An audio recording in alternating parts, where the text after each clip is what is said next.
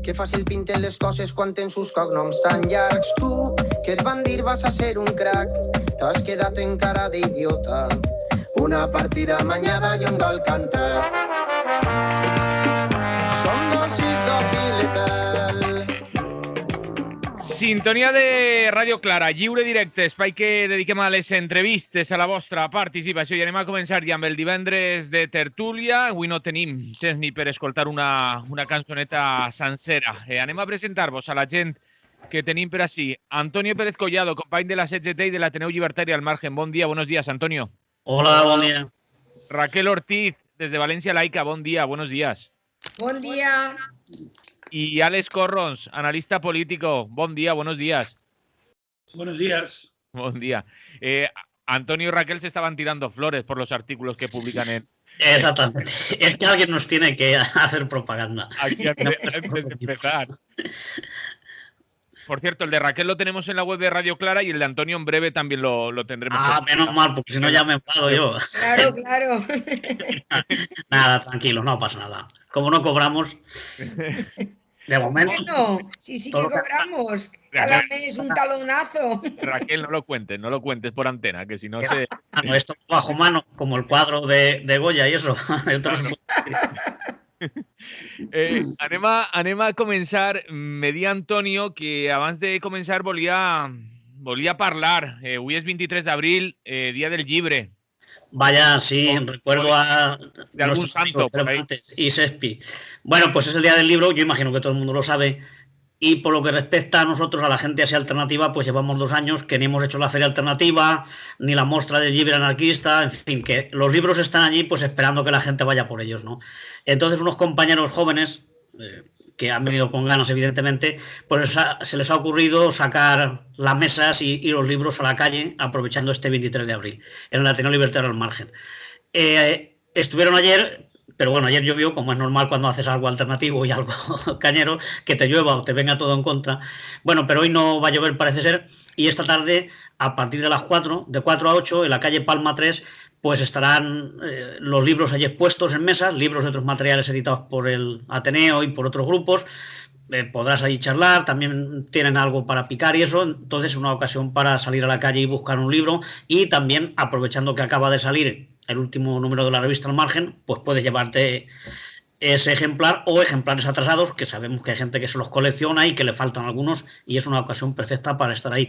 Y luego también, pues si alguien no tiene ganas de salir o prefiere comprar por los medios más modernos, pues la distri de CGT también se ha sumado a esta efeméride y anima a visitar su página para comprar todos los materiales que van aumentando y cada vez es más rico, ¿no? Así que un homenaje al libro. Leer no es malo, ya lo estáis viendo los políticos, las dificultades que tienen los que menos leen, y entonces, pues bueno, hay que estar ahí. Es una forma de colaborar y de participar y tal. Así, como digo, esta tarde, calle Palma 3, Barrio del Carmen, de 4 a 8 de la tarde. Animarse. Pues ya que estamos con... Descuéntame este tiempo del otro, del minuto de oro, me descuentas este tiempo y ya está. No, me viene bien para decir, ya que estamos hablando de libros, que Radio Clara también tiene algunos libros con los que se pueden colaborar económicamente. También. Con la radio, van sonando en las cuñas y, por cierto, tenemos aquí un compañero que nos ha hecho un pedido de 3 libros y que se pasará el día de hoy a recogerlos. Así que, dicho queda, vías para colaborar y hacer un día del libro alternativo a las grandes casas que también existen en este mundo. Por cierto, hablabas de la revista Al Margen, portadón, el de este número, como viene siendo habitual también en la revista, pero me apetecía decirlo, portadón este número de la revista Al Margen. Bueno, es que claro, tener los artistas que tenemos allí, tener a Fermín y a su propio hijo y tal, que son pintores y hay fotógrafos, en fin, tenemos la suerte de tener un montón de buenos colaboradores. Jugáis en casa. Sí, así el éxito está garantizado. Raquel, Alex, ¿queréis decir algo aprovechando? Sí, yo quería decir algo sobre este día. Siempre es bueno para recomendar algún libro, tampoco muchos, pero alguno. Hace, no sé si un mes y medio o así, se hizo una presentación en Madrid de un libro de Francisco Delgado, que fue el anterior presidente de Europa Laica. Y es un libro muy interesante porque además abarca una etapa muy amplia, un periodo muy amplio, de la educación en España, de la instrucción pública a la digitalización de la enseñanza, 1820-2020. Yo creo que, bueno, es realmente, pues fijaros, un periodo larguísimo y además desde que comienza la instrucción pública. Paco Delgado ha trabajado mucho en educación, de hecho sigue siendo responsable del área de educación dentro de Europa Laica y se ha dedicado muchísimos años en CEAPA, en fin, defendiendo la escuela pública, y creo que es un gran conocedor de la escuela y bueno, pues el libro se puede comprar, ya digo, directamente en librerías, es la editorial Altabán, o también pidiéndolo a popularlibros.com, no sé. Y luego, pues el otro que ya mencioné alguna vez, de Mimun Tamido, No nos taparán, que es un libro activista, militante, feminista, y que, bueno, que también vale la pena, esos dos, diría yo. Alex, ¿tú quieres decir algo? ¿Alguna recomendación lectora? Sí, ya puestos. Bueno, pues he de deciros que estoy con un libro ahora que son 1500 páginas, ¿Ah, sí? así que me lo tomo con calma. Uy, mal empezamos. De vez en cuando pues le meto un mordisco, porque es un libro muy interesante y es de un personaje controvertido como Antonio Escotado, y se llama La historia general de las drogas. Y es tremendo, ¿no? O sea, porque explica muy bien cómo desde hasta las religiones, ¿no?, han utilizado las drogas como un elemento de conquista de los espíritus. Porque cuenta, así a nivel anécdota, decía cómo después de someter a las personas que tenían dudas de fe dentro de la religión cristiana y tal, que tenían dudas de fe, pues se los llevaban de retiro, les tenían de lunes a sábado de ayuno, y el domingo les daban un pan que estaba enmohecido, un pan de centeno, que es básicamente la base del actual LSD, y una copa de vino, ¿no? Una copa de vino picado, además.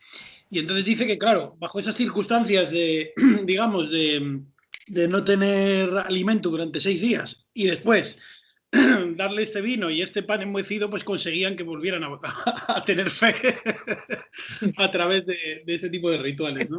Hacían trampa. Claro, claro. Y es un poco lo que muchas personas defendemos hoy en día, que hay una criminalización en la cuestión de las drogas, que eso es un tema que daría aquí para hacer debate de horas, ¿no? Pero es muy interesante el uso responsable de las drogas con fines terapéuticos, con fines visionarios, con fines transformadores, y haciéndolo de forma responsable y no utilizándolo como un sustituto de nada, sino como un elemento de apoyo y con un control y con un saber, puede ser algo positivo. Estás abriendo un melón. Estoy abriendo melón, pero claro, es que el ser humano lleva drogándose desde que existe, y los animales también. Entonces, cuando empezamos a aprender cuál es el problema, o sea, si el problema es la adicción a una sustancia que nos puede destruir, ahí estamos hablando de un problema. Pero bueno, quiero decir, podemos hablar del alcohol o podemos hablar del tabaco, todos son sustancias, el azúcar, la sal que nos invaden en los alimentos hoy en día, pues ahí estamos, ¿no? Pues ahora, no sé si alguien quiere entrar en ese melón que abre Alex, o entramos en los melones que tenemos preparados, pero Raquel, le has dado a compartir pantalla. Algo ha pasado, sí. Sí. Oye, yo quería decir de las drogas, algo de las drogas. ¿Ahora ya? Sí, perfecto. Vale. Antonio. Sí, que cuando Alex ha empezado a hablar de Escotado, que he leído algo de él, lo conozco, pues me ha venido a la cabeza que una vez trajimos a un autor, a un compañero que es de aquí del País Valenciano, en concreto de Nules, ¿no?, que se llama Juan Carlos Usó, y que también ha trabajado mucho el tema este de las drogas y cómo se han usado a lo largo del tiempo, ¿no? De hecho, tiene un libro que se llama Drogas y cultura de masas, 1855-1995, o sea que más o menos supongo que va en la línea de lo que ha comentado Alex y tal. Y bueno, la charla que nos hizo, pues eso demuestra, bueno, nos trajo documentación de cómo se hacía publicidad de drogas que tenían cocaína, bueno, era una cosa común hace no tanto, ¿no?, que las drogas se han usado y que incluso eran legales hace no tantísimo tiempo, ¿no? Han participado mucho en la cultura y en los ritos de muchísimos pueblos.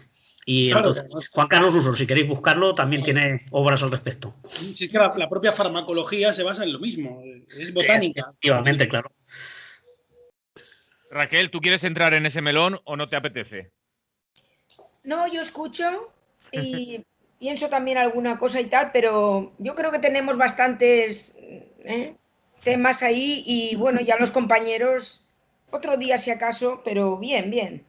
Doncs, si voleu, anem començant amb els temes que teníem per així previstos. El primer és parlar d'una campanya que ha iniciat la Confederació General del Treball, la CGT, per la derogació de les reformes laborals. Si voleu, per començar, encara que ja ho hem escoltat este matí, anem a escoltar altra vegada el que deia Tomàs Rodríguez, secretari d'Acció Sindical de la Confederació General del Treball de la CGT, en la convocatòria, en la concentració que realitzaven ahir a Madrid, encara que així a València va haver també convocatòria, a pesar de la pluja que va caure sobre la ciutat de València, a les 12 del matí, al voltant d'un centenar de persones es concentraven al carrer Colom de València. Escoltem, de totes maneres, el que deia Tomàs Rodríguez, secretari d'Acció Sindical de CGT, al voltant d'esta campanya per la derogació de les reformes laborals.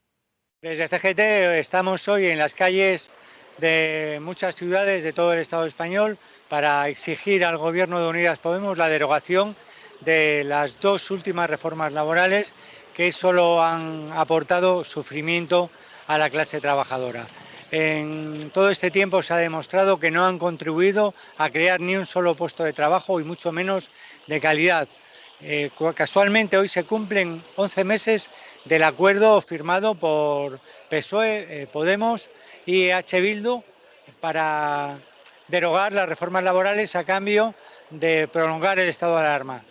Tampoco han cumplido ese acuerdo, igual que tampoco han cumplido sus programas de elecciones por el que millones de ciudadanos y ciudadanas de este país confiaron en ellos y depositaron su voto en las urnas. Para CGT es inexcusable la derogación inmediata de las dos reformas. Todos los días vemos en los medios de comunicación noticias que nos hacen pensar que es urgente e inevitable. Estamos precisamente frente a la Delegación de Gobierno de Madrid y enfrente yo estoy viendo una oficina de la antigua Caixa. Esto supone que esta empresa va a despedir, después de la fusión con Bankia, a cerca de 9.000 personas, no porque esté en crisis, no porque tenga pérdidas, sencillamente para obtener mayor número de beneficios. Y eso es una consecuencia directa de la reforma laboral. Por tanto, creemos que si de verdad queremos que haya un empleo estable y de calidad, es inevitable la derogación de las dos reformas. Verà Tomàs Rodríguez, secretari d'Acció Sindical de CGT, que ens val per introduir els dos primers temes que tenim. La campanya per la derogació de les reformes laborals i també parlava al final al voltant d'eixe ERO, d'eixe expedient de regulació d'ocupació descomunal que volen realitzar a la nova CaixaBank. Antonio, casi que te toca comenzar también. Sí. Bueno, en realidad yo creo que lo que ha dicho Tomás lo ha resumido muy bien. Simplemente, como se trata de un corte, imagino que antes también ha dicho que el PSOE también está en el gobierno, ¿no? Porque solo ha salido Unidas Podemos. Imagino que en otro fragmento habrá nombrado al PSOE que creo también. Que ahí hay un poco de confusión. Se referiría a lo mejor al Ministerio de Empleo, que sí que es el que... Exactamente, por eso digo que al ser un extracto, pues seguramente supongo que él es sabedor y lo habrá dicho, que el gobierno es de coalición PSOE, Unidas Podemos. Bueno, pues efectivamente, lo raro es que solo estuviera la CGT y que no sea toda la sociedad y todas las organizaciones sindicales y políticas de izquierda las que estén por la derogación de las dos reformas laborales. Porque claro, se empezó hablando de la del PP, pero es que cuando empezó todo esto fue con la del PSOE, que es anterior. Si no derogas las del PSOE, poco vas a poder quitar y va a seguir sufriéndose estas consecuencias. Porque el hecho de que haya tanto paro juvenil, que el despido sea tan barato, que sea tan fácil despedir y presentar expedientes, todo está relacionado con las dos reformas laborales. Si no se quita eso, el mercado del trabajo, por llamarlo de alguna manera, pues va a ser el caos y la matanza que está siendo ahora para nuestros derechos. Por tanto, es imprescindible que se deroguen las reformas laborales. Pero no quitar un artículo o modificarlo, como ya se está comentando. Es que de derogación pasó a reforma, de reforma a algún matiz, es decir, no quieren quitar nada porque también en Europa pues le están exigiendo que mantenga este tipo de reformas. Pero claro, si estamos aquí sufriendo ya desde 2010 y 2012 respectivamente estas reformas, ahora se han visto las consecuencias. Ahora se está lamentando lo que pasa, la precariedad del empleo, que los salarios han ido para atrás. Por ejemplo, los jóvenes están cobrando la mitad de los que cobraban sus padres cuando empezaron a trabajar. Es decir, eso es inaudito. Claro, la gente no puede comprar viviendas, no puede vivir y se plantea en 40 años sin haber encontrado un empleo digno y estable. Entonces, no queda otra que derogar la reforma laboral. Por tanto, las dos reformas laborales, no solamente la del PP. Pero, ya digo, parece mentira que no haya más organizaciones y que la gente no esté informada de estas cosas.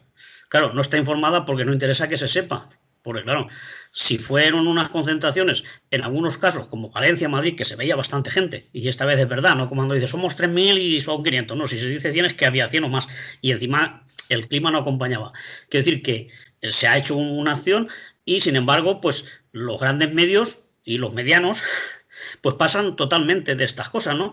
En otros casos, y también con muy poquita gente, sí que han ocupado cabeceras de telediarios, portadas y tal. Es decir, que no se quiere que se sepa lo que se hace. Y claro, ha tenido que ser la CGT la que diga realmente lo que está pasando y que hay que derogar las reformas laborales. Y no hay vuelta atrás. Es la única solución que tenemos el movimiento obrero para recuperar un poco los derechos que ya tenemos conquistados de otras generaciones. Y por tanto, pues se ha empezado con las concentraciones de ayer, que fueron en las delegaciones de gobierno, no solamente de las capitales de las comunidades autónomas, sino que en algunas comunidades, como por ejemplo Andalucía, que es muy grande y tal, pues hubo en 2 o 3 sitios. O sea que se han hecho bastantes, no es una cosa de una ciudad sola. Entonces hay que seguir y se ha empezado ayer, pero en el mes de mayo también hay 2 jornadas, ya se irá contando y hay que continuar para que esto no se acabe siendo pues un arreglo, decir, hemos quitado 2 cositas y ya está arreglado, ya no hay problemas, como pasa siempre. Pero lo más duro de la reforma va a seguir en vigor y se va a seguir aplicando. Y es la espada de Damocles que tenemos encima todos los trabajadores. Y luego también pues está el tema de las pensiones, que ya lo hemos hablado otras veces, y que también va a tener continuidad la demanda de unas pensiones dignas. Es decir, hay que reformar, pero en positivo, lo que estos nos habían quitado hace unos años. También es normal que los 2 sindicatos mayoritarios pues no quieran decir nada porque o las han aceptado o incluso ha habido algún caso que han llegado a firmar, como en el caso de la reforma de las pensiones, ¿no? Donde también hay 2, una del PSOE y otra del PP, y ellos se centran en la del PP, que en realidad prácticamente no cambió nada de lo que ya había. La reforma dura, tanto la laboral como la de las pensiones, fueron del PSOE. Y puede dolernos o puede ser duro que tengamos que decirlo de la izquierda, pero fueron Rodríguez Zapatero el que hizo la reforma laboral y la reforma de las pensiones. Y ahí está también el Pacto de Toledo. Por tanto, hay que seguir movilizándose y hay que seguir luchando por derogar estas leyes que son tan antisociales y antiobreras. Sí, Raquel, sigues tú. Antonio, también habría un tema que yo creo que deberemos tratar también en algún momento. No sé si ahora o más tarde, y es el papel de los medios de comunicación y cómo dejan de cubrir esta movilización. No nos sorprende porque al final, tristemente, estamos acostumbrados a que esto ocurra. Es triste que lo hagan medios digamos, del régimen del sistema que decimos por aquí, aunque muy de izquierda se llamen, pero también, y creo que es más triste, que esos medios que no lo hagan, al final sean también los medios públicos que deberían estar obligadas a tratar estos temas cuando son campañas a nivel estatal que recogen a bastante gente y sobre temas que, queramos que no, también están tratando. Digamos, también se está tratando tema de actualidad, porque el tema de la reforma laboral y de los agentes sociales y de lo que quieren hacer con ella, cuando son esos agentes sociales los que dicen alguna cosa, sí que lo sacan, ¿no? No sé si me he liado mucho, pero es un tema a tratar y a darle alguna vuelta. El papel también de los medios supuestamente públicos. Raquel, sí. Quito el paréntesis, pero bueno, tírale.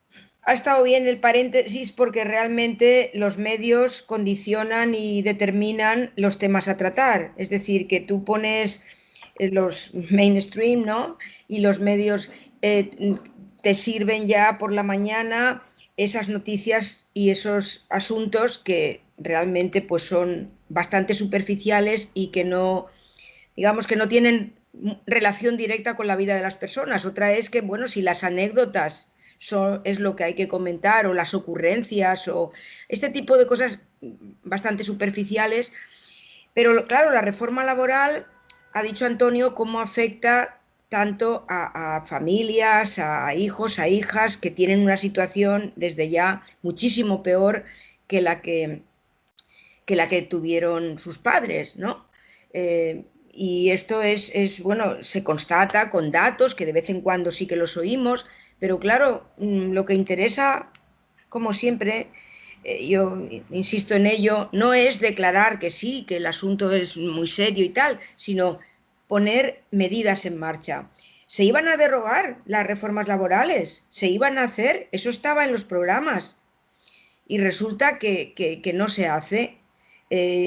Antonio conoce mucho mejor que yo los artículos que dicen que sí, que hay que retocar alguna cosa y tal, pero yo vuelvo aquí como, en fin, como Julio Anguita, que ya sabéis que yo le tengo mucho reconocimiento a Julio Anguita y a todo su trabajo, que él decía, la Constitución que tenemos habla de Estado social.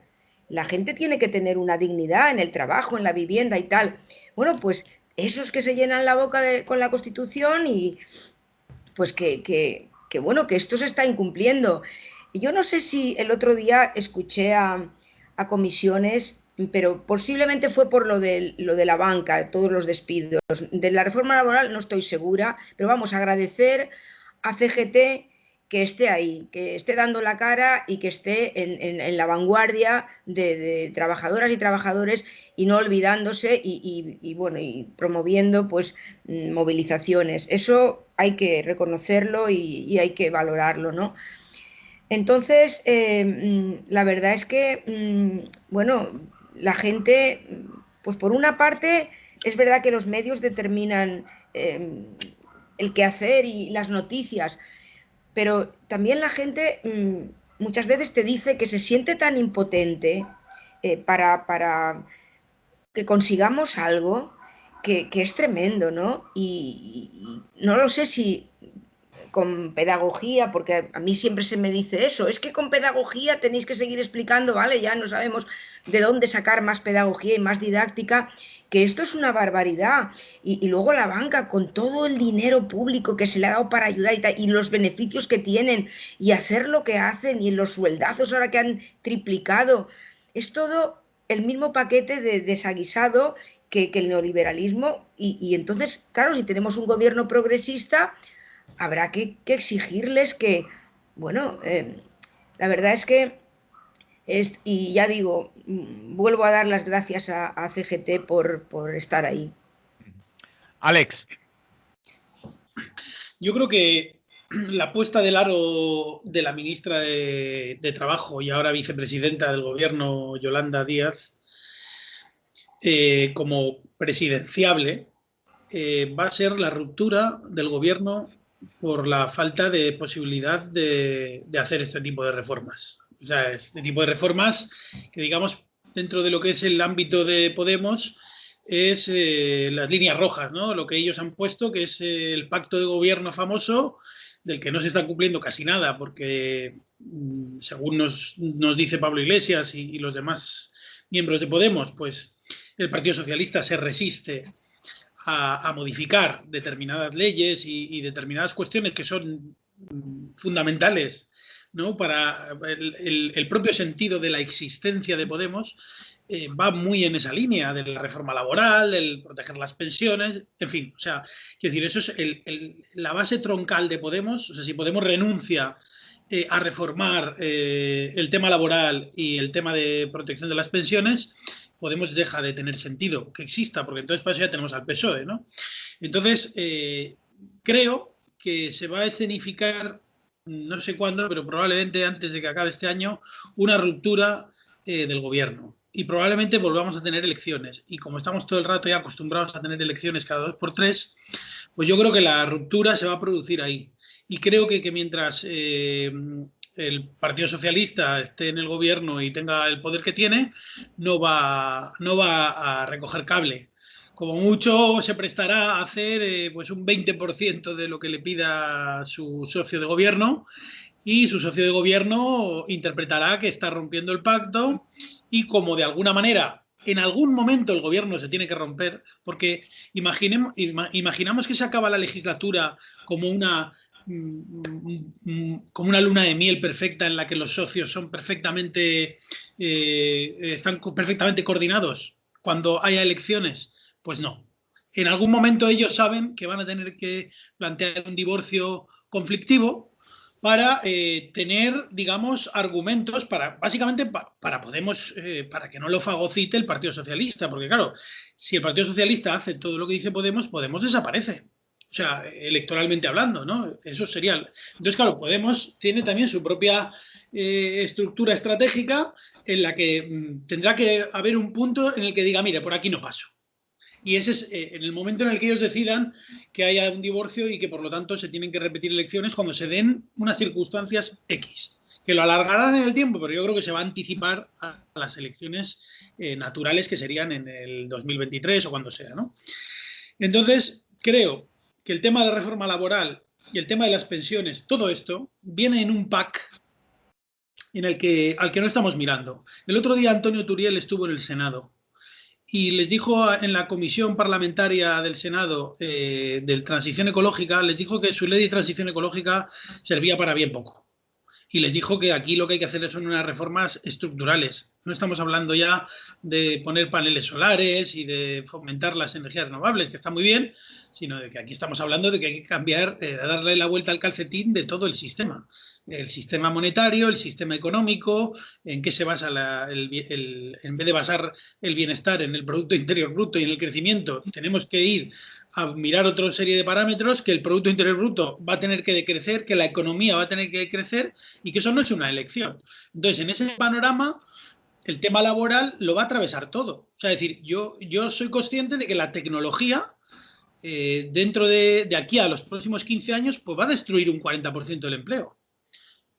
Y a lo mejor no tiene por qué ser negativo en el sentido de que, bueno, pues a lo mejor lo que hay que hacer es reducir la jornada laboral, a lo mejor lo que hay que hacer es cambiar el tipo de empleo hacia el sector de los cuidados y tal, que es lo que hace falta realmente, y evidentemente hacer un reparto de aquellos que están capitalizando todos los beneficios.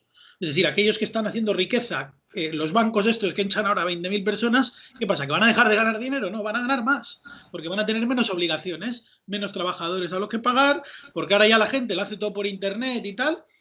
Que yo no estoy, o sea, que no me parece mal que la tecnología nos libere del trabajo. Ahora, los beneficios hoy hay que repartirlos, porque esta tecnología es posible gracias a la inteligencia colectiva, a que hemos invertido mucho dinero en investigación, en desarrollo, y por lo tanto eso tiene que revertir. ¿Cuál es la manera? Pues probablemente una renta básica universal sea el principio, digamos, de llegar a un pacto de decir, bueno, que la gente no reviente, porque al final, si todo el mundo se va al paro y tal, ¿cómo sostenemos una sociedad? Pues habrá que sostener en base al que tiene beneficios, ya sabemos que son pocos, cada vez menos y cada vez más monopolio, y que repartan. Y entonces a esa gente es a la que hay que cogerle de las narices y sacarle la tela de los bolsillos. Sí, Antonio, bueno, nos dicen por WhatsApp, dice Manolo, sería interesante si algún compañero o compañera de tertulia pudiera informar si conoce los términos de lo que la ministra de Trabajo, Yolanda Díaz, de Unidas Podemos, ha negociado en la Unión Europea y que ayer ella se mostraba satisfecha por el resultado que había obtenido tras las arduas negociaciones, según se expresó ante los medios. ¿Alguien conoce los términos de esas negociaciones? Misterio sin resolver, es lo que nos dice la oyente. Raquel, veo que está levantando la mano. No, yo no conozco. Vale. No lo sé si Antonio, por ejemplo, conoce, que intervenga él. Yo era por añadir alguna cosa de lo que ha planteado Alex, pero si Antonio quiere hablar de esas arduas negociaciones y de lo que realmente se llegó a pactar y tal, que lo diga él. Antonio. Bueno, ya me gustaría, pero sabéis que todas estas negociaciones se llevan con un sigilo y con un secretismo que que da miedo, ¿no? Ya lo estuvimos hablando también cuando estaba aquello de los acuerdos de comercio internacional y todas aquellas cosas que no te dejaban ni entrar con cámara de fotos ni con bolígrafos, nada. Es decir, esto se lleva en secreto, pero es raro que la ministra que ha sido de comisiones y que es de izquierdas y ha sido abogada laboralista y tal, y que ha sido la mejor de toda la historia que hemos tenido, parece ser, pues está metida ahí en un berenjenal que ya veremos cómo sale, ¿no? Porque luego ya hace tiempo que dijo que no estaba en contra de lo que estaba pidiendo la Unión Europea, y ya sabemos lo que está pidiendo la Unión Europea, es decir, cómo va a compaginar o va a armonizar aquellas pretensiones tan duras y las de la patronal española con lo que ella dice defender, ¿no? Entonces, yo creo que están alargando un poco la debacle, pero no le va a quedar más remedio que reconocer que no están derogando la reforma laboral, ¿no?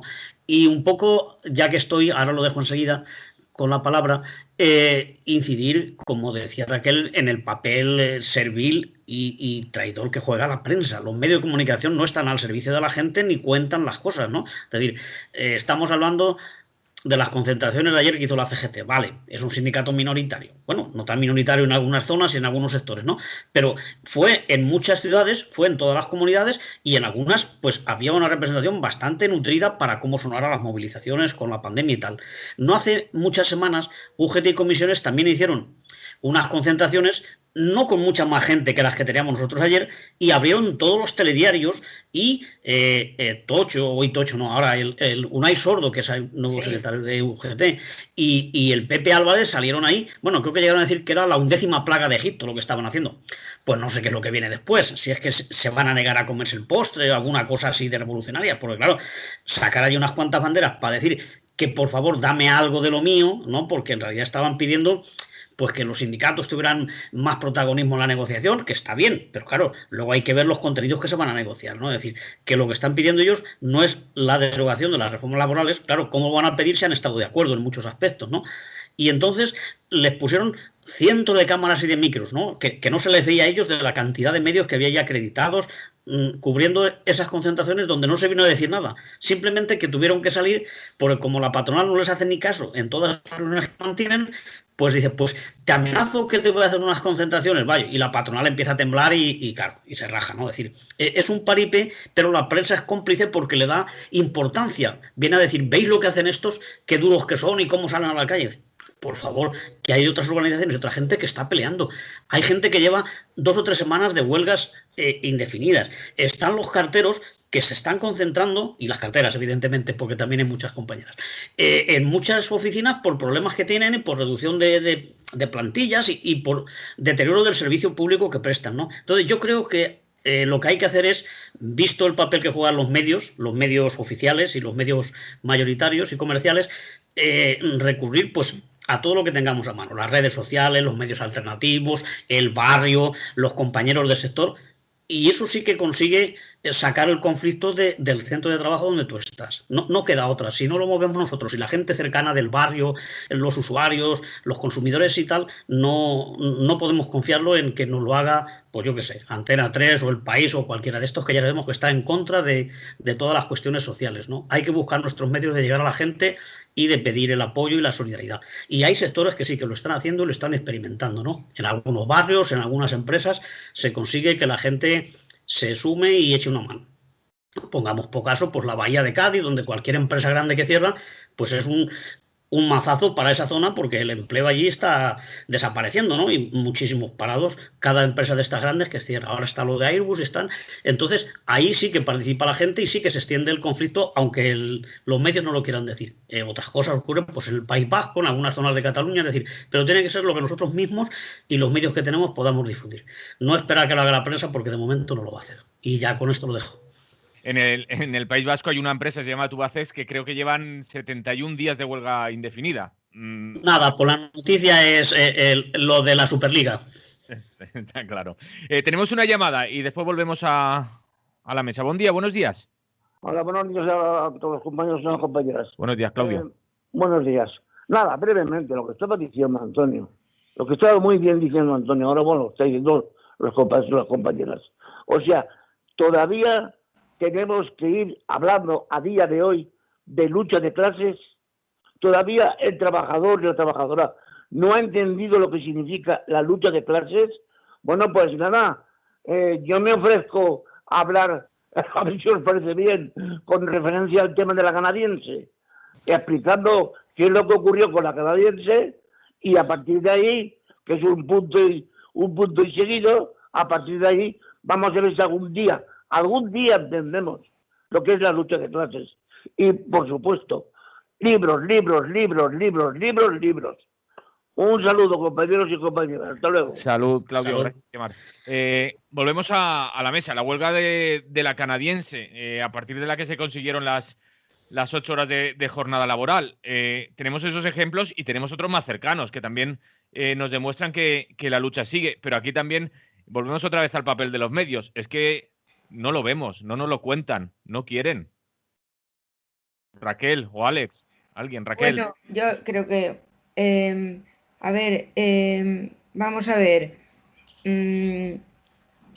No sé si os acordáis que hace años, es que he intentado verlo cuando Antonio ha tomado la palabra y tú también, Manolo, he intentado ver el nombre de la persona que era un francés, un teórico, en fin, un activista, empezó a plantear lo del decrecimiento energético. ¿Os acordáis? Eso todavía no se ha abandonado por parte de algunos sectores. Latouche. Yo creo que sí, Latouche, sí, es posible. Entonces, yo también recuerdo que además ha muerto hace poco, Arcadio Oliveres, explicando, por ejemplo, en un cursito que hizo en... Además, Arcadio Oliveres, yo también le tengo mucho reconocimiento, era un señor católico, laicista y anticapitalista. O sea que para mí, estupendo, ¿eh? Porque una vez le pregunté, ¿qué opinas de los acuerdos con la Santa Sede? Y me dijo, es que el Estado Vaticano no tendría que existir. Y yo pensé, pues mira, qué respuesta más buena me ha dado. La verdad, sea dicha. Entonces él, yo recuerdo que hablaba del decrecimiento y decía que había que bajar, eso hace años, bastantes años, ya unos grados del ranking, de la posición en la que estaba España. Entonces, en aquellos momentos había mucha más diferencia con Portugal o con otros países, ¿no? Él, recuerdo que habló de Portugal. Sinceramente, en nuestras vidas, la vida de la mayoría de la gente, no necesitamos tanta tecnología y tanto crecimiento que está además cargándose el planeta. El otro día lo decía también en una conferencia que si no la visteis, yo os la recomiendo. José Luis Barona hablaba de la ecología de la pandemia, lo hizo desde la Casa Encendida, pero eso creo que ha quedado ahí. Muy interesante, es decir, hablaba del planeta enfermo y de la sociedad enferma. Entonces, yo no sé, Antonio, si esto en CGT, del decrecimiento, lo tenéis ahí, porque tengo también que decir que yo no tengo en ningún altar, como ya podréis imaginar, a nadie, a nadie, incluso a la clase trabajadora. Yo a veces he dicho cosas de este tipo porque no hay que tener a nadie en ningún altar, a nadie. Y me han de lo del decrecimiento, lo de que con una vida mucho más sencilla, con la reducción de horas y con menos tiempo de trabajo y que se reparta más, viviríamos muy bien. Mucho mejor, muchísimo. Arcadio decía que todo el mundo podía vivir bien y tenía datos. Y a mí me han contestado diciéndome que qué tonterías estoy diciendo yo, si ellos por qué no tienen que optar a tener ese nivel de vida, de desahogo y de comodidades que tienen otros y otras. Bueno, vamos a ver. No, tanto que la lucha de clases, la clase obrera y tal. Vamos a ver si esas cosas, que yo no tengo altares ni creo nada de eso, también se hace ahí un calado, porque yo me decepcionan muchos asuntos. Y entonces te lo digo, Antonio, porque yo tengo mucho respeto a CGT y no sé si eso también lo debatís y tal, porque el cambio tiene que ser que la gente se implique, ¿vale? Y yo no puedo entender tanto coche, tanta máquina, tanto conexión y tanto gasto continuo y empeñándose la gente, endeudándose y tal. Eso sí, que no le toquen reducir nada porque no está dispuesto a perder. Bueno, pues eso me causa tristeza. Voy a dar un sorbo al té. My cup of tea. Antonio y después Alex, que sé que... Sí, bueno, para salir ya un poco del punto este, porque si no, no lo comemos todo con este punto, ¿no? Es un tema complejo, ¿no? Y no es que quiera evadirme o no entrar, es muy largo. Pero sí, efectivamente, dentro del sindicalismo, incluso del anarcosindicalismo, pues a veces hay contradicciones y resulta difícil, ¿no? Pero ahí tienes que recurrir a los principios, es decir, nosotros, ¿por qué estamos en realidad? Entonces, dos casos muy concretos, ¿no? Por ejemplo, la central de Cofrentes. Nosotros, la CGT tiene mayoría ahí, ¿no? Entonces, podría habernos aconsejado no meter las narices en la plataforma Tanquén Cofrents o no estar por el cierre de las nucleares. Entonces, yo por lo menos, y la gente de mi entorno, lo que hemos hecho es, vamos a explicar a la gente que aunque se cierre Cofrentes, no va a sufrir merma el empleo en la comarca, al revés, es posible que haya más empleo de más calidad y más ecológico. Y si hubiera contradicción, lo primero es nuestros principios, que estamos en contra de la energía nuclear y por el ecologismo. Si hay trabajadores allí que se van a enfadar o que no van a entender nuestro mensaje, pues mala suerte, ¿no? Pero no podemos decir nos callamos o decimos una cosa y luego en la realidad de la fábrica pedimos otra, ¿no? Otro tema, el último, ¿no? Por ejemplo, en la Ford, pues claro, la gente entiende que hay que fabricar coches y cosas de esas, o puede entender. Entonces nosotros, durante los primeros convenios, que era donde pintábamos algo y había un poco de lucha, pues incidíamos más en reducir la jornada y conseguir servicios sociales. Nosotros ahí poníamos más el interés, más que cuando decían, bueno, pues que suban las horas extras no sé cuánto, nosotros pues ahí nos callábamos porque estábamos en contra de las horas extras y lo decíamos públicamente, y eso nos costó pues bastantes apoyos cuando había elecciones sindicales y todo eso, pero no podíamos estar a favor de las horas extras porque eso destruye empleo y destruye la salud de los trabajadores. Entonces, pues cuando había que negociar, a nosotros nos interesaban más las cuestiones sociales, más derechos, reducir la jornada, que por la noche se trabajara en otras condiciones y menos horas, es decir, un poco cosas que benefician la salud y los derechos de los trabajadores. Pero quiero decir, es muy difícil, tienes que ir capeando el temporal, ¿no? Porque la gente también quiere subir el salario, pero bueno, hay que decirle que no se trata de consumir y consumir y consumir, que a lo mejor se tiene que fabricar bicicletas o tractores en vez de coches. Eso también hay que explicarlo. La gente lo entenderá o no, pero esa es la misión de un sindicato que está con los derechos y con las libertades y tal, claro. Y es complicado, pero se tiene que hacer, si no, no tiene sentido que digas una cosa en los estatutos o en los principios y luego en la realidad en la fábrica se haga lo contrario. Si, por ejemplo, la fábrica de armas, pues habrá que cerrarlas. No se va a perder empleo, pero si se perdiera, pues lo reconvertimos en otra cosa. Porque si no, no eres coherente. Alex. Sí, yo creo que es que cometemos el error, por ejemplo, todas esas personas que hablan de, por ejemplo, ahora cuando se dice que tenemos un gobierno progresista, ¿no? Entonces yo entiendo que la izquierda tiene un dilema con el término progresismo, porque una cosa es el progresismo en los derechos sociales, en la igualdad, en ser cada vez más tolerantes, más abiertos, ser una sociedad que progresa en ese sentido.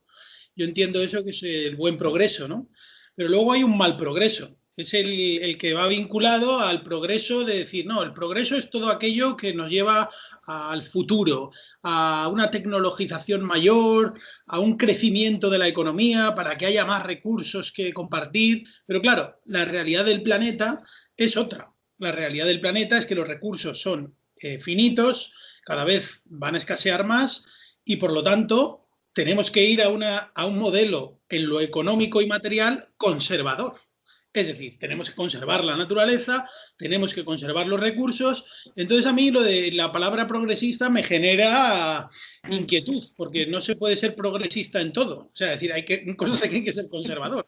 Entonces, claro, tampoco se debe de criminalizar el término conservador per se, sino lo que pasa es que parece que todo aquello que nos lleva a etapas anteriores de modo de vida, pues parece que eso es la caverna y tal, la Edad Media, la Edad de Piedra. Cada vez que a alguien le hablas de ecologismo, de crecimiento, enseguida te salen como que quieres volver a la Edad Media, a la Edad de Piedra. Y, oiga, es que vivimos en un paréntesis gracias a los combustibles fósiles, pero es que este paréntesis se está cerrando y tenemos que volver un poco a modos de vida anteriores. Eso no significa que tengamos que retomar, pues yo qué sé, viejas culturas y costumbres de mentes cerradas, como estos de Vox y tal. No, no, no, no. Estamos hablando de lo material, de lo económico, de cómo se vive la gente, de cómo la gente se consigue vivir en una sociedad cohesionada. Y para eso necesitamos ir a una sociedad no necesitamos ir a una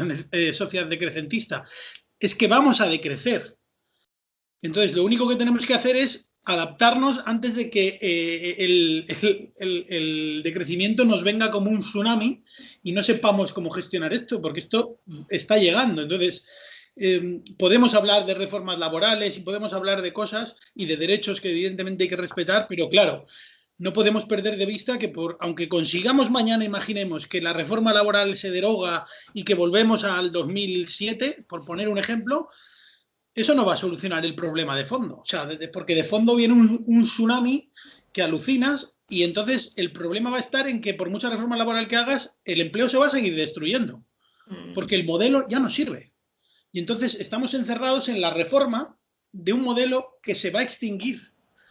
Y entonces podemos reformar y hacer lo que sea, pero realmente no va a ser útil a medio plazo. O sea, en los próximos 10 años, aunque tú consigas tirar la reforma laboral abajo, a ver quién tiene trabajo con este paradigma de crecimiento de la economía y tal. Pues así no vamos a ir a ningún lado. Entonces yo creo que en la izquierda falta esa reflexión, ese cuestionamiento de los ideales keynesianos, del crecimiento de la economía y asumir que el capitalismo es el único marco posible, porque al final es lo que se está haciendo.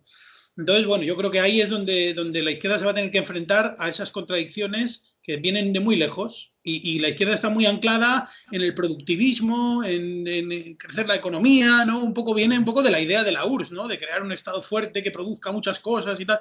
Y al final eso no va a ser, no va a ser progresista, sino que va a ser llevarnos a un sitio bastante peligroso.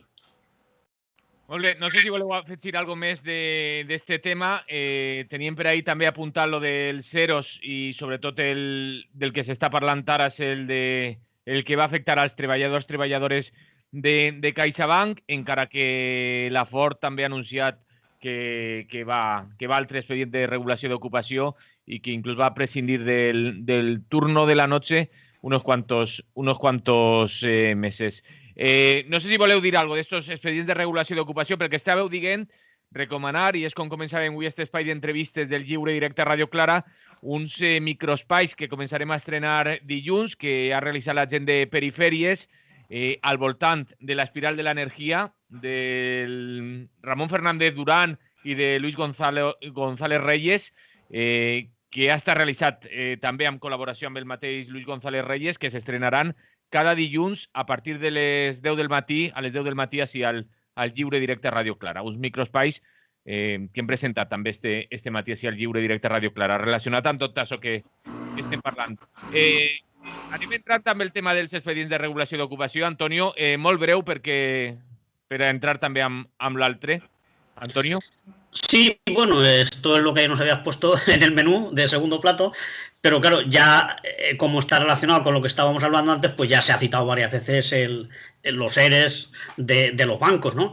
Curiosamente las empresas que más están ganando, ¿no? Porque, claro, no pueden alegar pérdidas porque han tenido beneficios, en concreto CaixaBank. Que ha absorbido a Bankia y que Bankia parece que era un poco de todos, ¿no? Porque al fin y al cabo se había puesto ahí dinero público.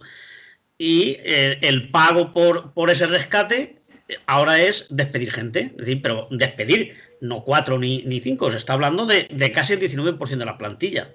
Qué bueno. Y cerrar, pues también otro porcentaje parecido, el 20 y tantos % de las oficinas, es decir, deteriorar el servicio que da la ciudadanía, suponiendo que se le puede llamar servicio a que te cobren ahora por todo y te lo tengas que hacer tú en el cajero, ¿no? Automático. Pero bueno, el que no haya oficinas en muchos pueblos, pues para gente mayor y todo eso es un problema, porque bueno, la gente no tiene transporte, pueden quitar los trenes, no tiene banco, entonces ¿qué le vamos a dejar? Carriles bici, con eso no es suficiente. Habrá que darle a la gente acceso a los servicios básicos. Entonces, bueno, pues aquí estamos enfrente de una situación que se viene ya arrastrando desde hace tiempo. La banca ha destruido más de 100 empleos, 100.000 puestos de trabajo, 100.000 puestos de trabajo del año 2006 o 2007. Y sin embargo es el sector que año tras año más beneficios tiene, el que más poder y más influencia tiene en la política y en todo. Y eso lo estamos pagando la ciudadanía, ¿no? Por el deterioro de los servicios, nos hacen pagar por cualquier asistencia, por cualquier gestión que nos hacen, tenemos que pagarla nosotros, por tener ahí domiciliado nuestra pequeña pensión o por tener ahí los ahorros que tienes para pagar los recibos. Porque claro, durante unos años ya se han encargado de irnos metiendo en que todo sea por banco, ¿no? para que no tengas otra opción que tener una cuenta abierta, aunque no tengas dinero o a ti no te guste tener el dinero en el banco y quieras tenerlo en tu casa. Entonces yo creo que esto es terrible. Estamos hablando entre CaixaBank, que va a ser el que más va a despedir, pero luego también el BBVA también va a echar a otros 3.000. Es decir, que estamos ahí ya en unas 15.000, 12.000, 13.000 personas que van a perder el trabajo y que son empleos que ya no se recuperan. Es decir, eso ya desaparece. No es que estos se van prejubilados porque ya han dedicado toda su vida a trabajar, que está muy bien que se jubilen, sino que son empleos que se amortizan, que se destruyen. Con lo cual, pues yo no sé de qué es lo que estamos hablando cuando decimos que va a mejorar la cosa y que esto va cada vez mejor y que tenemos que hacer más puertos que luego y más autovías y todo eso que luego viene a continuación. Es decir, ¿qué economía nos queda? ¿En dónde se mueve? En Suiza o dónde está ese dinero virtual, porque tampoco ya son billetes ni lingotes de oro, se está hablando de anotaciones o no lo sé a dónde vamos a llegar.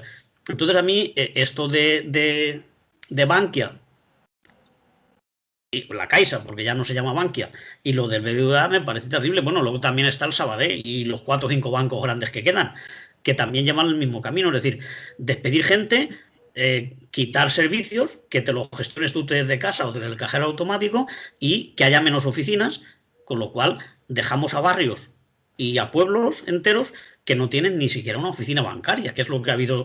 Por lo menos antes teníamos, en cualquier esquina teníamos una caja de ahorros del Mediterráneo o caja de ahorros de Valencia para ir allí. Te trataban como una persona más o menos, a veces te regalaban incluso un calendario o unas toallas o algo. Es decir, hemos entrado en el capitalismo salvaje, pero absolutamente, ¿no? Que solo eres un número y que no tienes derecho a nada. Y cada vez que entras, pues te dicen, no, salga el cajero y lo hace usted ahí. Si yo se lo explico, pero no se lo puedo hacer. Entonces, ¿para qué tienes ahí tu dinero por el que no te dan ningún interés? No es que no te den interés, es que pagas tú. Si no tienes una cantidad que ellos consideran respetable, tienes que pagar por tener allí el dinero depositado. Es decir, y claro, eso el gobierno también tiene que tener alguna responsabilidad. Tendrá que ponerles algunos límites a la avaricia de esta gente. Y no se hace, al contrario. Los seres, ya sabéis que suponen también un coste para el Estado, ¿no? Tiene que adelantar la jubilación de esa gente o pagarles años de paro o lo que tenga que hacer. Es decir, que el dinero en realidad lo ponemos entre todos, igual que pusimos el del rescate. Entonces me parece a mí que la banca nos está toreando y se está riendo de todos nosotros, sobre todo mientras no devuelva el dinero que hubo que poner para rescatarla. Así que es un avance más, es otra maniobra más que demuestra cómo la política está totalmente supeditada a la economía de los grandes. Raquel, ¿algo que yo ya no añadiría más porque como ya el tiempo va disminuyendo, yo estoy de acuerdo con lo que se está diciendo aquí. Alex. Sí, bueno, el tema de los bancos es paradójico, ¿no? Porque, claro, o sea, a mí me llama la atención, para empezar, que haya que rescatar a quienes tienen el monopolio de la creación del dinero, ¿no? O sea, a mí me parece que es una tomadura de pelo. Es como el timo de la estampita. Es decir, usted que es el que fabrica el dinero, el que tiene potestad de crear dinero, de que por cada euro que a usted le ingresan, usted tiene el permiso legal de crear 9, ¿cómo es posible que usted me pida a mí ser rescatado? Es que bueno, o sea, ya para empezar eso es tremendo. Y luego, bueno, el camino natural de la banca, pues yo creo que es desaparecer. Yo creo que viene un futuro de multisistemas monetarios, de criptomonedas y demás, que les va a dejar fuera de juego. Aunque van a intentar fagocitar esto, y detrás de todo eso va a estar, o sea, el BBVA, el Santander y compañía se van a quedar en nada cuando aparezcan las monedas pues de Amazon, de Facebook y compañía, ¿no? Yo creo que el tema de la economía se está transformando de una manera muy drástica y yo creo que a los bancos les va a pillar con el pie cambiado.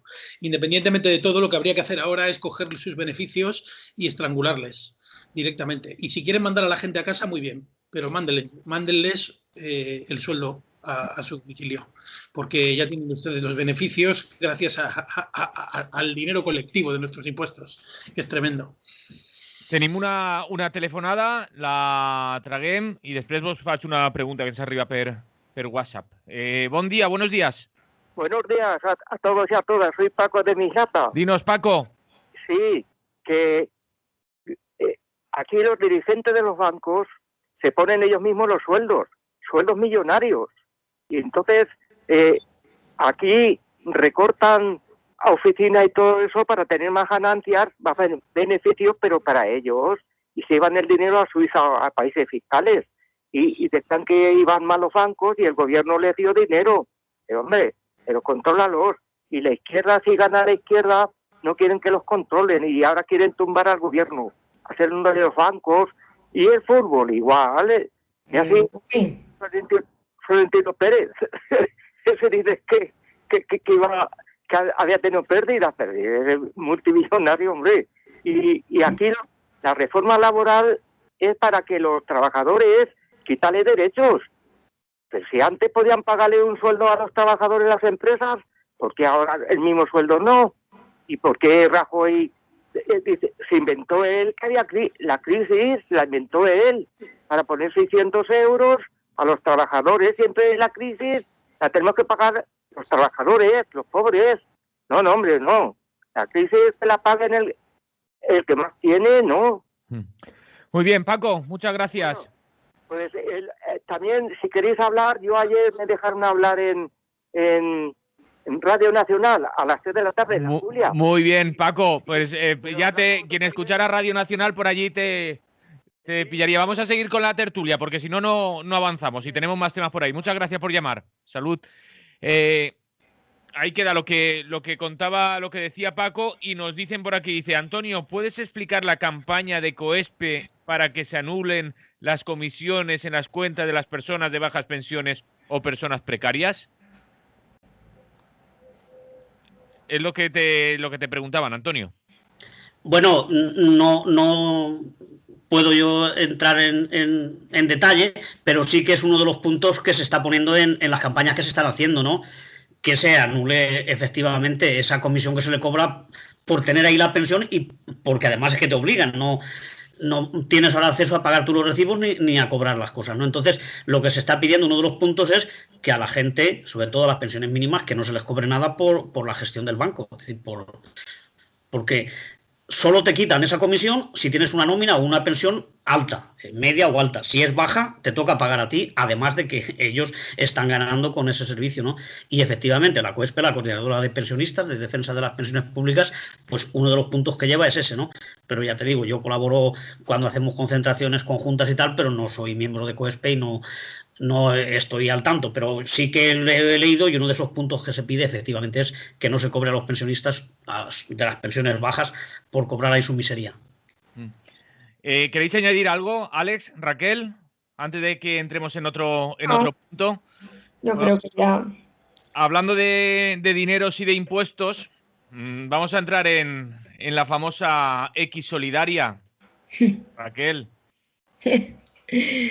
Bueno, yo seré breve porque yo creo que ya hemos dicho muchas cosas, pero no sé, me dijeron que este artículo clarificaba bastante la situación.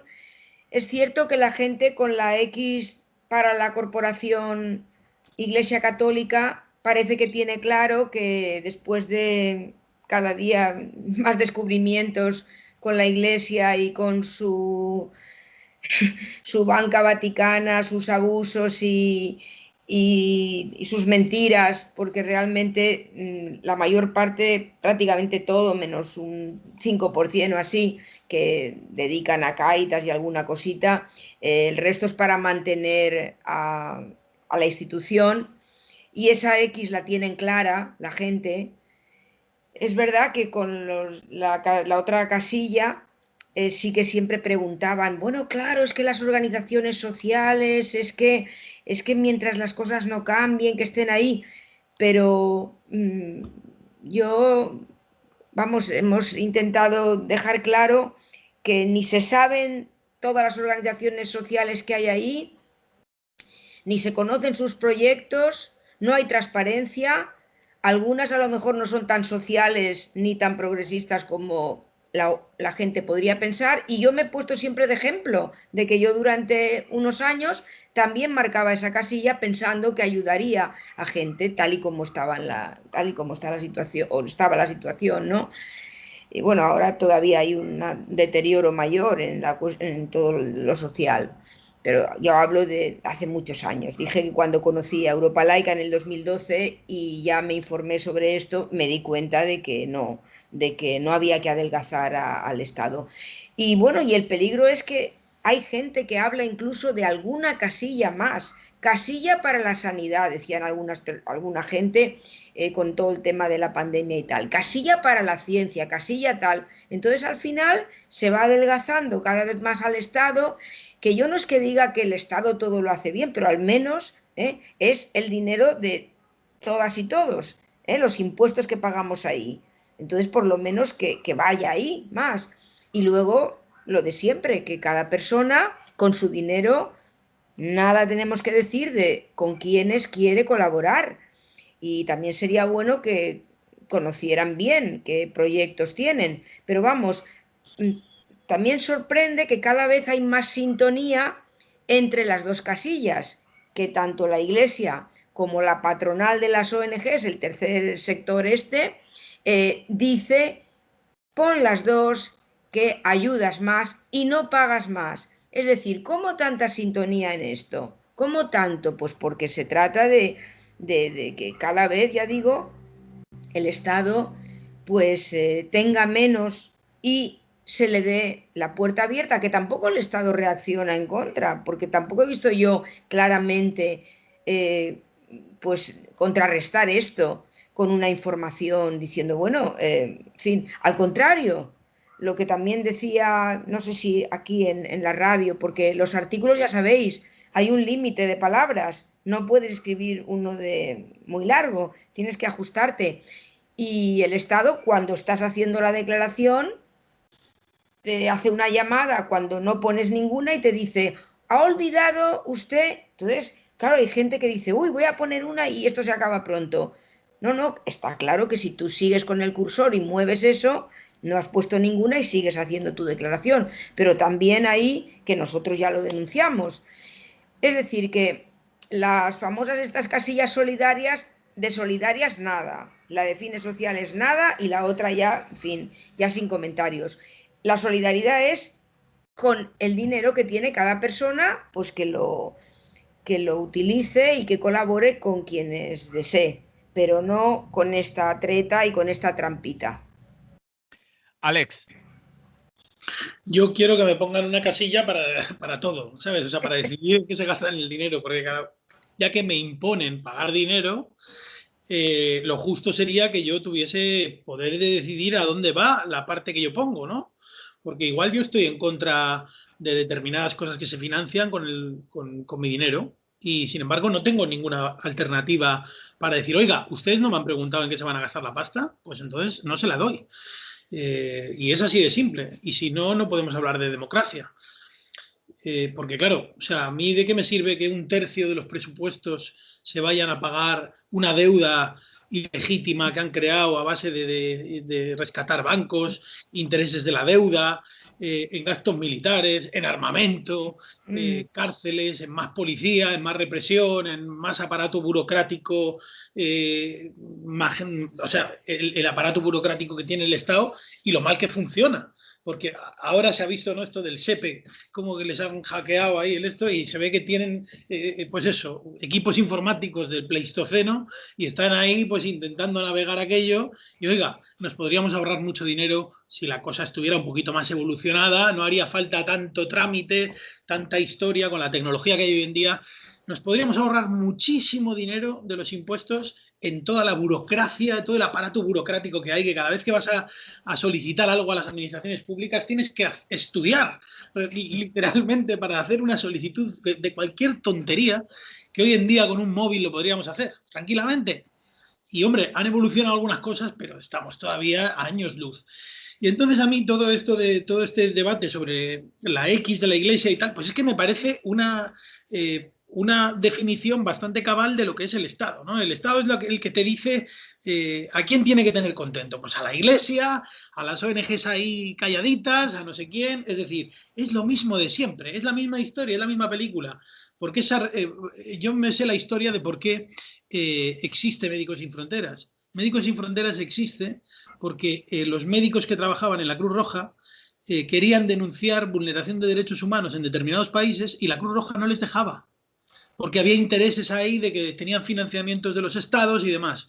Por lo tanto, eso de llamar ONGs, es decir, organización no gubernamental, a alguien que recibe un montón de pasta de esos estados, esas organizaciones, automáticamente yo puedo sospechar que están cooptadas por los intereses de esos estados que les financian. Por lo tanto, no me parece adecuado financiar nada. Cada uno, con el dinero que considere, dice, oiga, mire, yo voy a hacer un donativo a tal organización solidaria. Radio Clara, por ejemplo. A Radio Clara, o al Banco de Alimentos de no sé qué, o a la cooperativa, de vecinos precarios de no sé qué barrio. Y entonces yo, con ese recibo de que yo he pagado eso, lo entrego en la declaración y digo, mire, oiga, yo ya he aportado mi parte a esto que yo considero que es solidario. Si a usted no le gusta, pues no es mi problema, es decir, es mi dinero. Yo decido a quién le dono yo mi parte. Y esto lo hacían los que hacían desobediencia fiscal con el gasto militar, hacían esto. Es decir, decían, oiga, vamos a desobedecer un 31% del dinero, pero la parte esa del 31% yo se la voy a donar a esta asociación de tal. Y lo hacían. Y el Estado no metió mano ahí porque no les interesaba levantar mucho revuelo y que aquello se generalizase. Y de hecho, y se ha aceptado durante años y le salió bien a la campaña contra eso, pero claro, imaginemos que lo hacemos de una forma extensiva y de repente todo el mundo empieza a desobedecer la parte del presupuesto general del Estado que dice, oiga, yo esto no lo quiero financiar.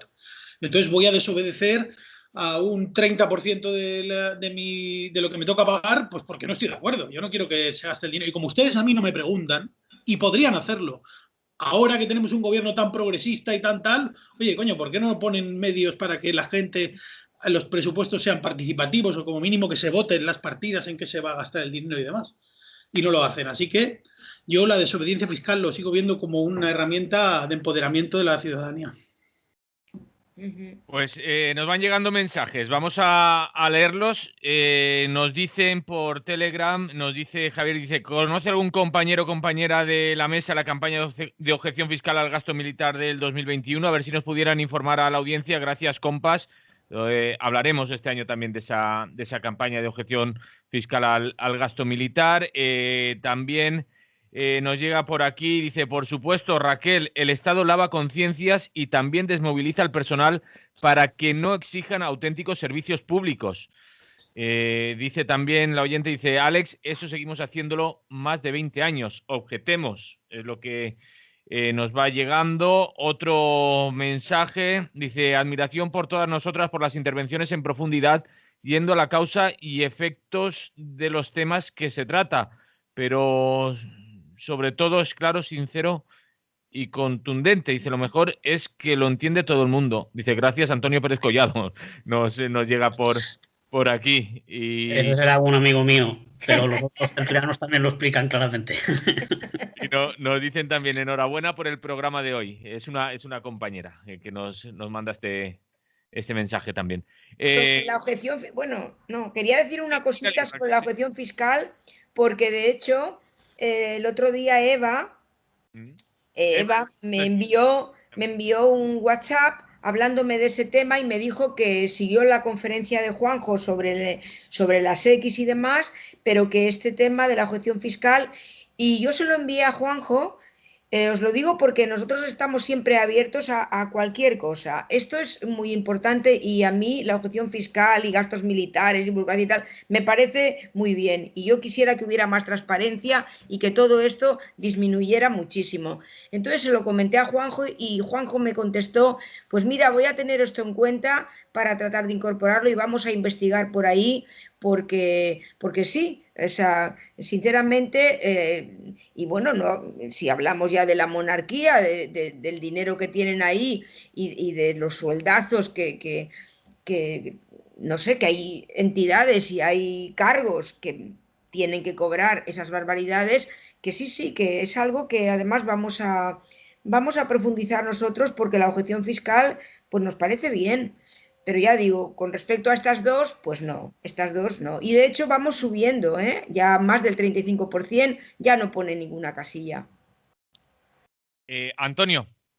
Bueno, con esto de la casilla de la declaración de la renta, evidentemente, por lo que respecta a la Iglesia católica, yo estoy en contra, evidentemente. Y aunque hubiera otras iglesias que pusieras a elegir Sí, la claro, casilla claro. a la iglesia que tú quisieras, me daría igual.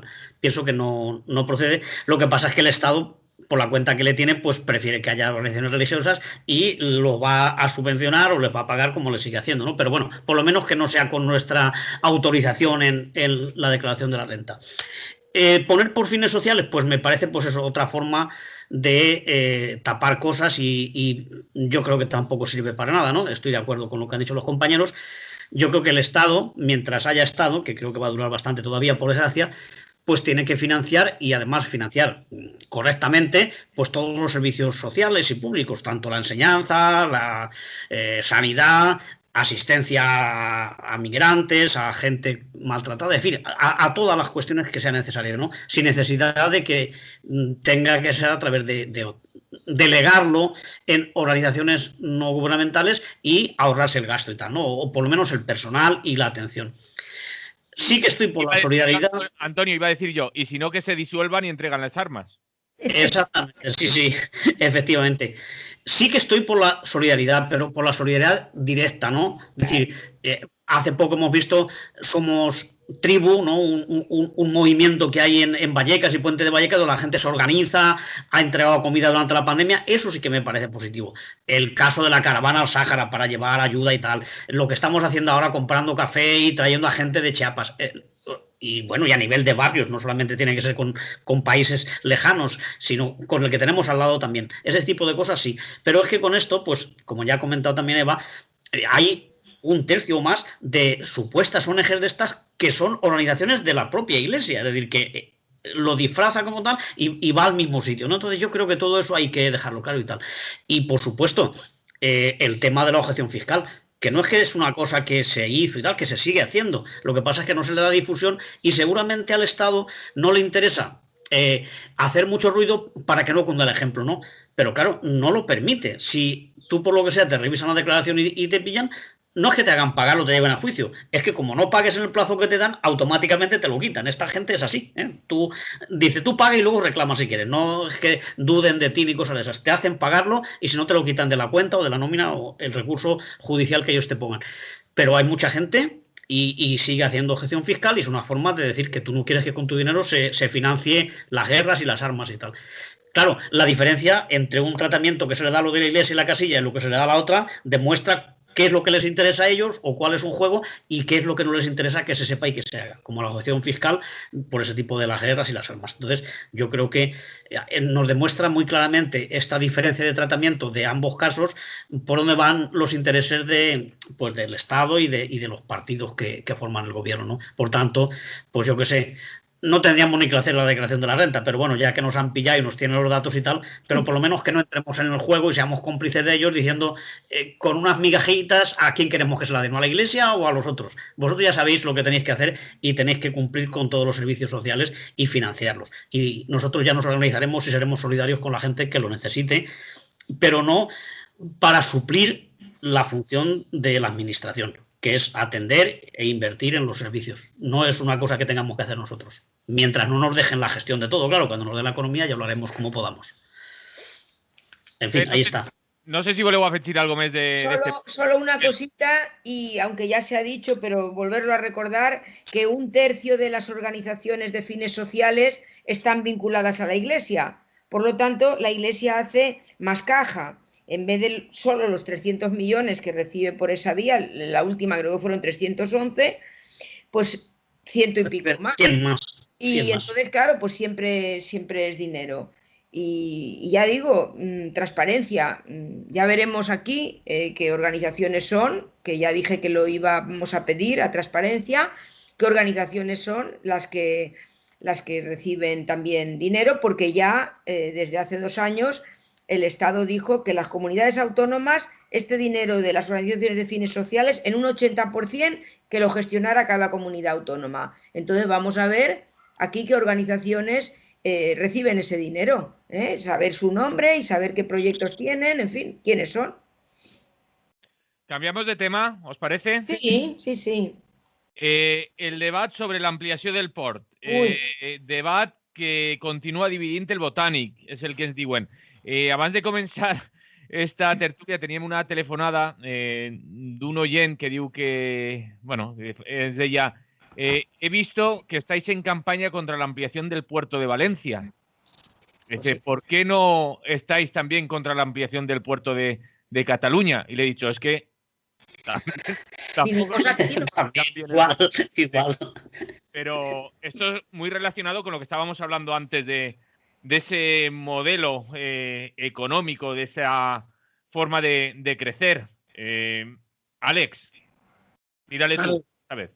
O sea, estamos en contra de la ampliación de cualquier puerto, porque estamos diciendo que vamos a un modelo en el que los recursos van en decrecimiento, que los combustibles fósiles, que es con lo que se mueven los barcos, no lo olvidemos, y gastan un montón de combustible, van a escasear. Es decir, Antonio Turiel en el Senado el otro día dijo que dentro de 5 años la oferta de petróleo en el mercado se va a reducir en un 50%. Sabemos de lo que estamos hablando. O sea, es decir, no van a poder poner baterías de litio a los barcos. O sea, a ver si espabilamos de una puñetera vez.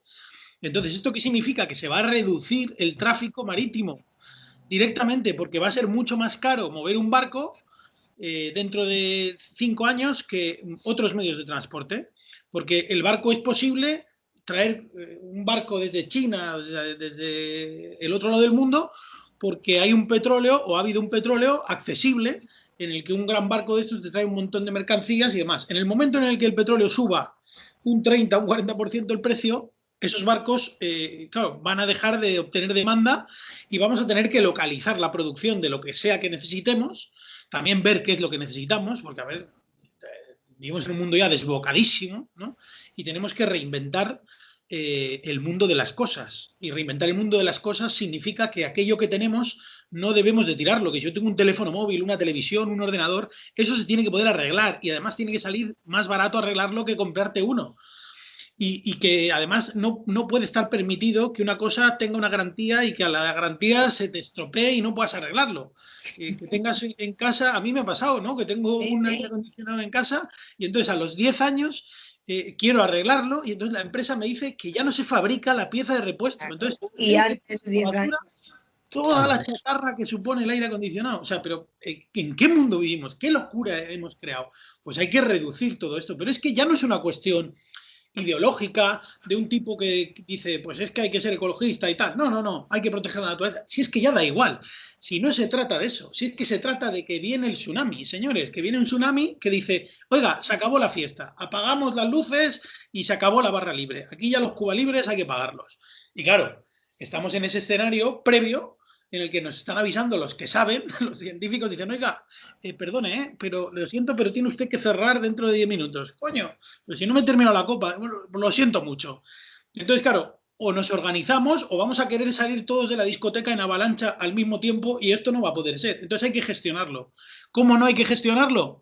Pues yo qué sé, es como si en la discoteca que va a cerrar dentro de 10 minutos, pues empiezas a contratar camareros, gogos y ampliar la barra. Pues es lo mismo que la ampliación del puerto. Y oiga, vamos a ampliar el puerto en un contexto en el que el movimiento de mercancías por mar se va a reducir, que el petróleo se va a encarecer, tal. ¿Para qué va a ampliar usted el puerto? Más allá de las consideraciones de cargarse el litoral, de cargarse el caminar y de todo esto, es que eso va a estar infrautilizado. Yo vengo de Bilbao, en el que el superpuerto de Bilbao, aquello nos prometían que iba a ser el puerto más grande después de Rotterdam de toda Europa, y está infrautilizado el superpuerto de Bilbao. O sea, han hecho ahí un monstruo que se ha cargado la costa, se ha cargado la bahía del Abra preciosa que teníamos, se han cargado el rompeolas donde la gente iba a bañarse ahí, ¿y a cambio de qué?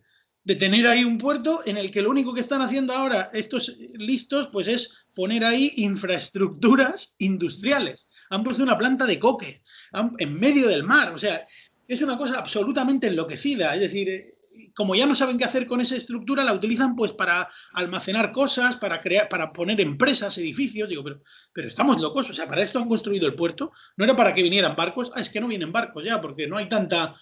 bueno, pues a ver qué van a hacer con el puerto de Valencia, porque eso nos va a costar un dineral a todos del copón y nos dicen, no, es que esto va a dar trabajo y tal, pero ¿trabajo a quién? Si no va a haber movimiento de mercancías. Es que es absurdo. Es que ya no es una cuestión del activismo ecologista. Que no. Si ni siquiera bajo los parámetros de la rentabilidad del capital tiene sentido, no lo tiene. Lo que pasa es que como sale del dinero público, los grandes magnates estos de los cruceros y tal dicen, oiga, esto que el Estado suelte la pasta y nosotros aquí mientras sobrevivamos, aquí nos sobrefinanciamos con esto. Y dentro de 5 años veremos en dónde metemos la zarpa. Y entonces esto se tiene que acabar. Esto es un esquilmar los recursos públicos. Esquilmar los recursos públicos. Con ese dinero de ampliación del puerto se puede dar una renta básica a toda la ciudad de Valencia. Así que no nos toquen las narices. Antonio. Bueno, yo creo que está más o menos perfectamente explicado, ¿no?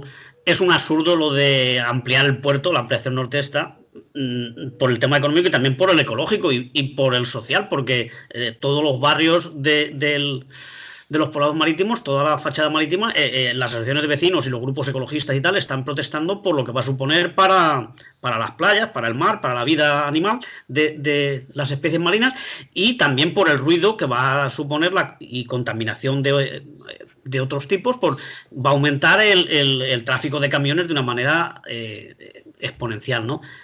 Y además no hay necesidad porque si justamente nos está pasando lo contrario, es decir, la producción agrícola e industrial valenciana no va hacia arriba, va hacia atrás, evidentemente. Aquí lo único que quieren traer es contenedores y lo único que se va a beneficiar es a las grandes navieras y trabajo no se va a crear, dicen 1000 puestos. Eso es una forma de apostar en absurdo y al aire, ¿no? Normalmente es todo alta tecnología y no va a suponer creación de empleo. Es un abuso y un absurdo. Pero bueno, como hay una llamada, si quieres luego después termino. Sí, la sacamos en antena por lo que decías. Si es que los mismos trabajadores y sindicatos del puerto han dicho que lo que se va es a destruir empleo, porque va todo automatizado.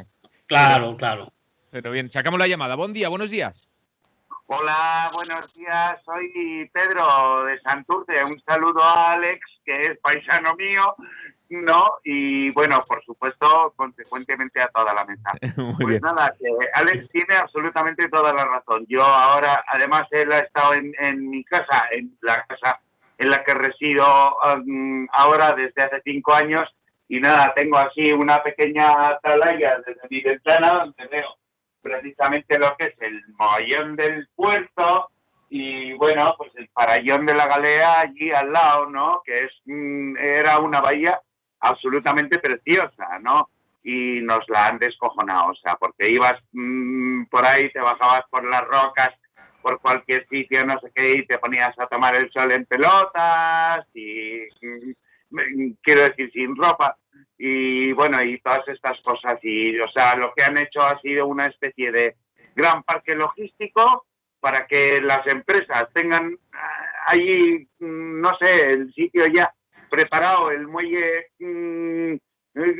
para sus factorías, para cargarlo en los propios barcos y ya cada vez son menos los barcos que entran dentro de lo que es la antigua caja del puerto con enganches, con remolcadores, ¿no? Lo cual, por otro lado, resulta muy curioso. O sea, bueno, eso, que nos han jodido la bahía, que era una bahía preciosa. Pues hasta ahí.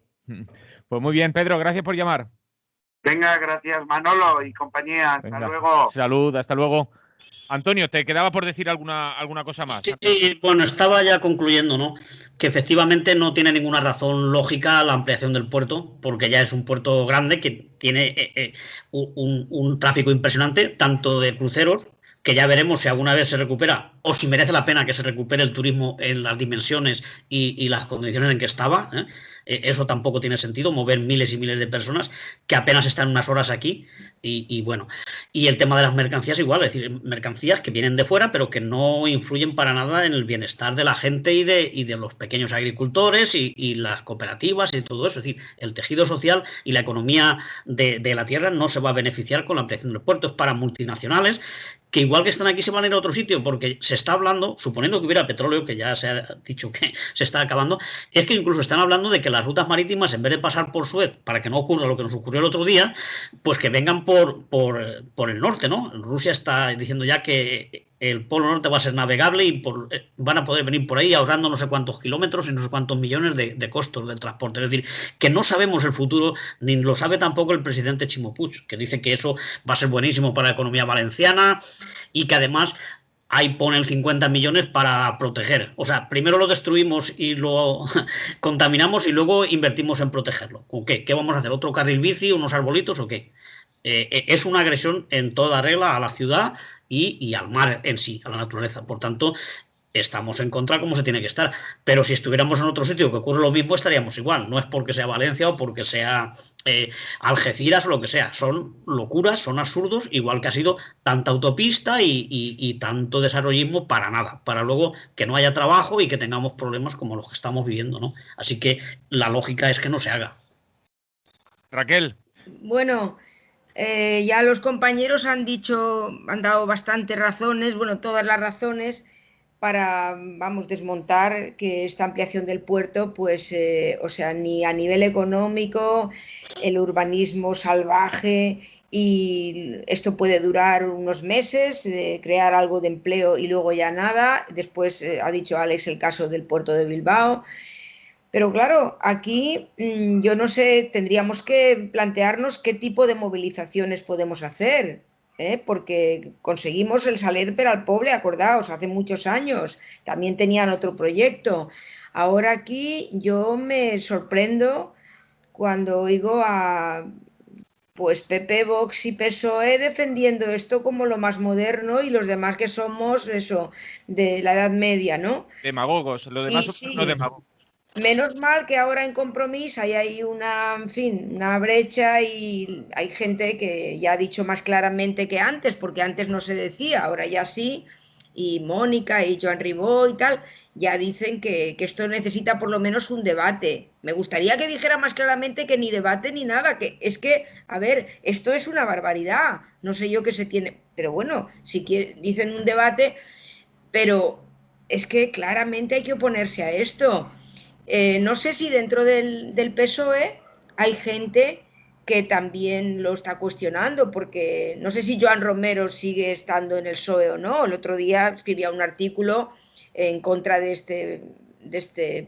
esta ampliación, lo titulaba Hay alternativa, y todo, vamos, iba desmontando punto por punto esta ampliación. Decía la ciudad sucia también, hasta la suciedad. González Pons creo que está escribiendo artículos. Y González Pons también estaba en contra.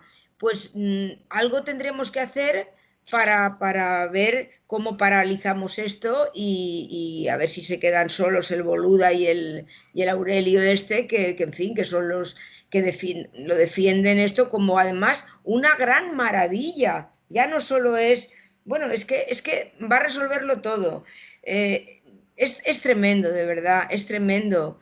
No sé, el gobierno del Botánico tendría que oponerse clarísimamente y en cambio, finalmente, ¿qué será Ábalos, ¿no? El que tendrá aquí un peso fuerte en la decisión, el ministro de Fomento, y yo lo veo que algo tendrá que hacer y que llegue a este debate a la gente, porque estamos otra vez en lo mismo, los medios de comunicación no plantean esto como algo muy gordo que está ahí en puertas y que nos afecta.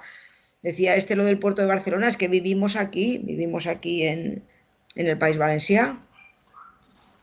Pues sí, tenemos que acabar. No sé si queda algo muy urgente que decir, alguna convocatoria también que dar, es el momento. Alex, ¿algo? ¿Nada? Raquel, ¿nada más? Nada más. Antonio, recuérdanos las convocatorias, lo que nos has animado. Sí, mira, pues gracias por dejarme el poquito tiempo que nos queda ya. Bueno, por un lado recordar eso del Día del Libro, allí en la calle Palma 3, en la Ateneo Libertad del Margen, esta tarde de 4 a 8 de la tarde, libros y materiales de difusión, pasarse por ahí. Y luego, bueno, pues ya cercanamente tenemos el día 29 de abril, que es el Día de la Salud Laboral, de los accidentes de trabajo. Recordar que a pesar de que hay menos actividad industrial y económica, el pasado año aumentó un 1,9% el número de fallecidos en el curro, ¿no? Pasamos de 767 a 780, y eso que hubo menos trabajadores o menos horas trabajadas, ¿no? Es decir, que es una lacra el tema de los accidentes de trabajo, que está muy relacionado con lo que decíamos al principio, con lo de las reformas laborales y los contratos precarios y las ETTs y las subcontratas. Esa es la razón fundamental de la alta siniestralidad laboral que seguimos padeciendo. Y ya, pues para concluir, recordar que el 1 de mayo este año se va a intentar salir a la calle porque hay razones y hay luchas como para salir. Así que el 1 de mayo, que ya también está muy cerca, pues a las 12 del mediodía en la Plaza San Agustín, como tradicionalmente se ha hecho. Y bueno, luego creo que también hay por ahí algún debate sobre las pensiones, el tema de explicar el Pacto de Toledo, pero que será por vía internet. Las organizaciones y colectivos que están, la COESPE, la Intersindical, la CGT y tal, habrá información para que la gente pueda entrar y desde su casa participar en el debate, ¿no? Así que se siguen haciendo cosillas y hay que estar pues participando y apoyando, nada más. Sí que quiero decir una cosita breve, Manolo. El viernes 30 de abril se va a presentar el tercer cuaderno de formación de Europa Laica, que se titula Laicismo y Feminismo. Se va a poder seguir por Zoom, pero ahí hay una capacidad limitada, pero sí que se podrá seguir por la página de YouTube de Europa Laica. Lo digo porque si se tiene interés, será el día 30 de abril y creo que es a las 7 de la tarde. No lo estoy viendo aquí, pero seguro que es a las 7, y si no, que entren en nuestra web, laicismo.org, y ahí estarà, és el 30 d'abril. Pues dicho queda, ara sí, acabem. Moltes gràcies a les tres per estar així amb nosaltres. Àlex Corrons, analista polític, Raquel Ortiz, de València Laica, i Antonio Pérez Collado, des de la CGT i l'Ateneu Llibertari al Margen. Salut i fins la propera. Una abraçada. Mucha salud y abrazos a todos. Salud. De la tarde. Salut. Lliure directe, Ràdio Clara. Jo m'acomiade ja. Fins dilluns, que torna a estar així amb totes i tots vosaltres a este espai d'entrevistes del Lliure Directe de Ràdio Clara. Salut i fins dilluns. Los políticos de izquierdas nos dejaron cuerpo a tierra. Los sindicatos huyeron al